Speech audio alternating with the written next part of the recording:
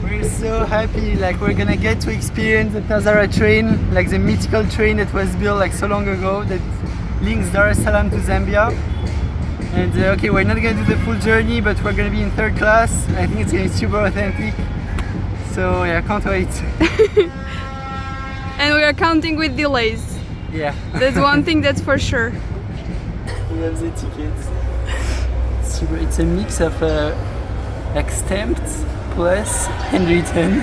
That's very cheap. We paid 33, so like don't know,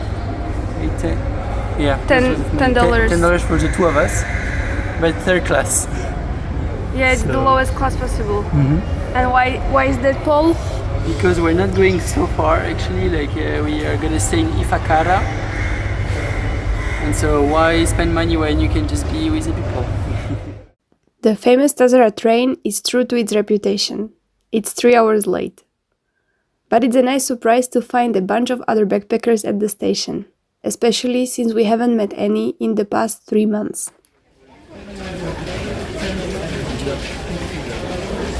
Okay. Whew.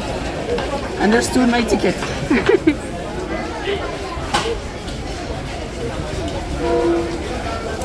Ooh, looking fancy!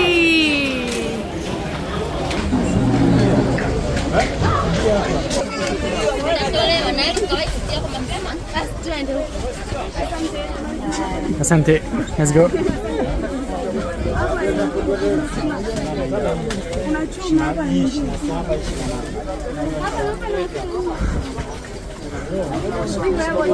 Yeah, perfect.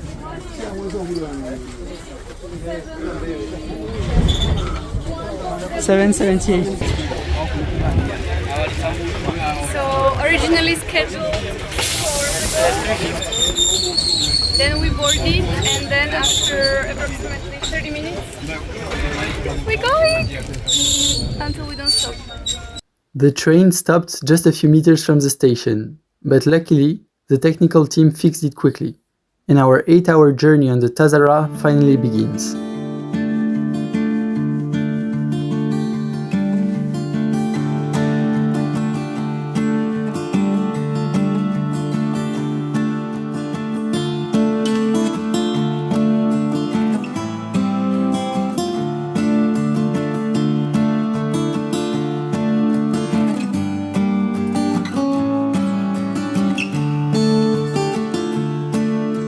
Because of the delay, our new arrival time is 2 a.m.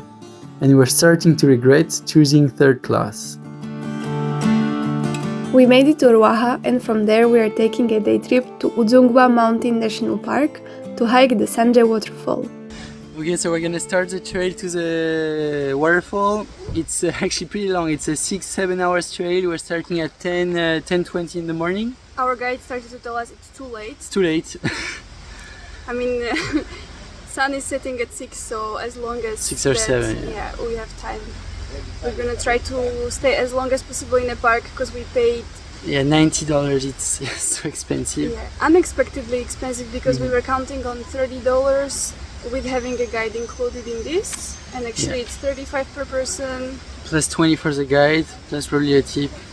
But okay, we're gonna make the most out of it. Chameleon's time to shine.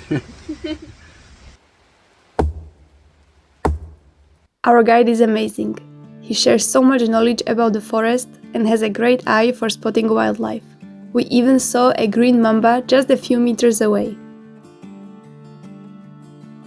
In the end, the hike took us just 5 hours, and the waterfall was absolutely breathtaking. The best part, we even got to swim in it. It's my favorite. Super unique. There's not many people. Incredible.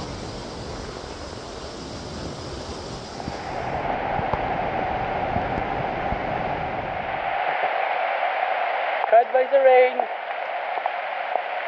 We are soaking wet. Actually, it's true that it's a rainy season, so kind of makes sense. As we tried to dry off, we grabbed some snacks and continued our journey to Iringa. But of course, not everything went as planned.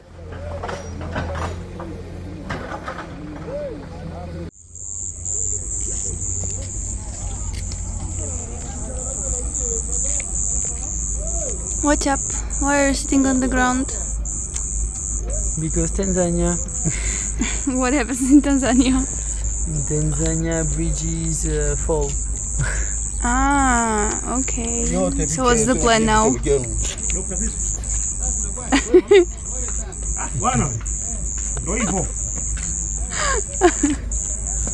Okay. At least there is a very good mood. Yeah, there is good mood still here. But this is cars, they cannot cross the bridge anymore, so we're waiting for tuk-tuks to be arranged by our driver. Ah, it's gonna happen, you think?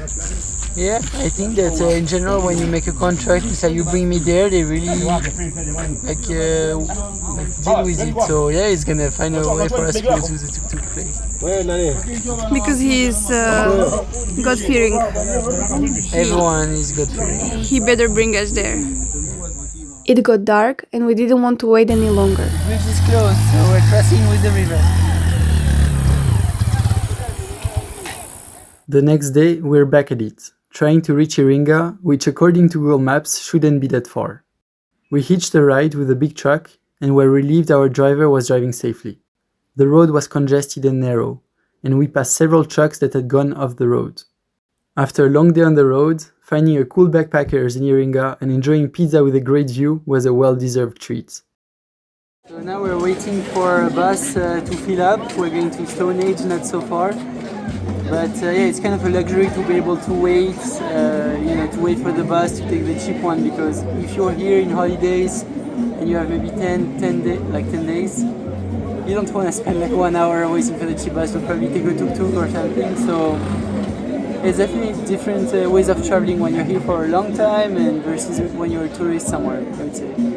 We're taking it pole pole. Pole pole, and now we're betting on which one is going to go first. Like they both say it at the same time, but they're not to be trusted. So another stop on our way out of Tanzania was Iringa town. Seems pretty popular with like some tourists, even though it's like quite out of hand. We are here because of Isimila, a nearby village, which is a place of a Stone Age site. Paul, what do you think about it? I've seen some pictures and it looks very picturesque. So I want to see if it's true or no. And I composed a song for it. Isimila, Isimila, Isimila, woo-hoo!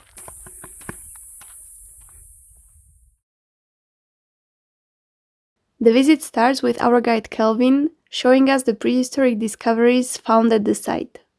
What looked like an ordinary stone at first turned out to be a real tool from the prehistoric times when we took a closer look.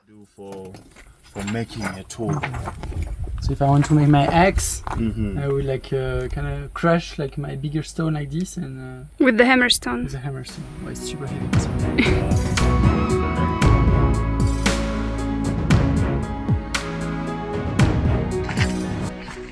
Another hidden gem of Tanzania. Stone Age site. Look at this beauty.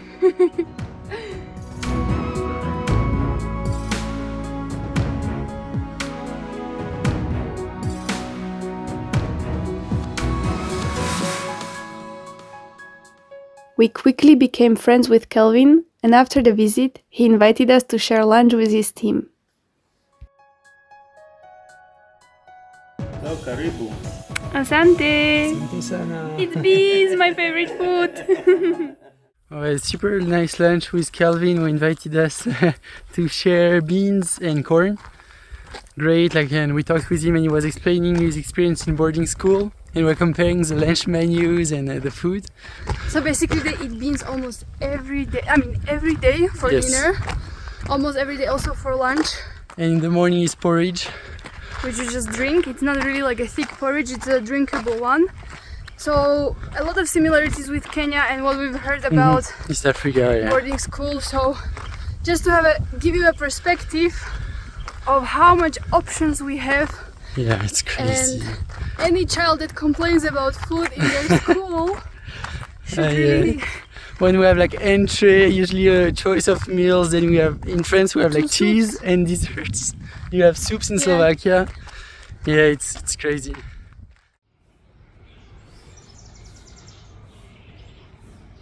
Good morning, sir. What did you take for breakfast? Some beans, cassava, Irish potato, avocados. I don't know what this is, small mandasi. Some fruits. But the sausage, that's for the first time. Yeah. Now we're in Mbeya, the last stop of our 37-day journey around Tanzania. And we still have time for one more hike in Ngozi Lake. There's no one, so we had to call a guy to say, hey, we're here. And he allowed us to enter. And now there should be a crater lake somewhere down the pass.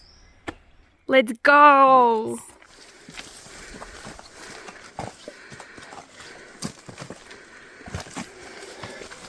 I would feel a bit more sure with the guides, to be honest.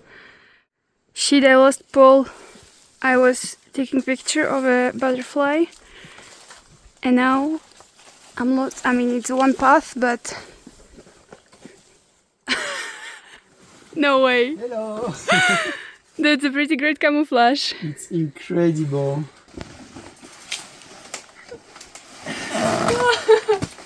It's to protect from the flies.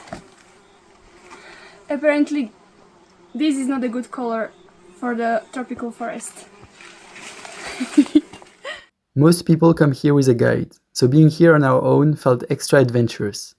We really enjoyed the hike that ended with a nice view on the crater lake, even if we had to deal with the tsetse flies.